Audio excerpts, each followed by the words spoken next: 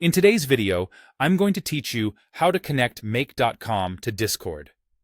We'll start by signing in to Make.com. If you're new, create a free account first, then log in. This gives you access to the Visual Automation Builder where everything happens. From your dashboard, click Create a new scenario.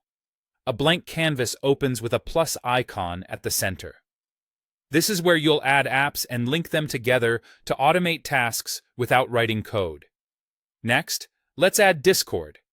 Click the plus icon, search for Discord, and select it. You'll see a list of modules you can use, such as sending a message, watching channel messages, adding or removing roles, or creating a channel invite. Pick the module you want to start with. You can add more later as your workflow grows.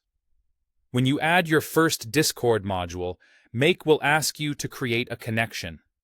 Choose the OAuth 2 option. It's the quickest and easiest. A new window will redirect you to Discord where you'll authorize Make. Select the server you want to connect and grant the requested permissions. You may need the Manage Server permission in Discord to complete this step. Once approved, Make is registered to your server and ready to use, and you won't need to repeat this authorization for that connection. With the connection in place, configure your modules. For example, if you're sending a message, choose the server and channel from the drop-downs and type the message content. If you're watching channel messages, pick the channel you want, Make to monitor. For role actions, select the role and the member to apply it to. As you build, you can drag in additional Discord modules and map fields between them, so data from one step flows into the next. If you prefer precise control, you can paste channel IDs, but selecting from the provided lists is usually faster and reduces errors. Now it's time to test.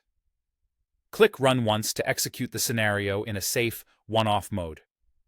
Keep an eye on the bubbles that appear on each module. They show you what data was received and sent. If something doesn't work, double-check the selected server, channel, and permissions. Make sure the connection is authorized for the server you're using and that the module has the access it needs. When you're happy with the results, switch the scenario to On. From this point forward, it will run automatically based on your chosen triggers and actions. That's it. You've connected Make.com to Discord and set up an automation you can build on anytime.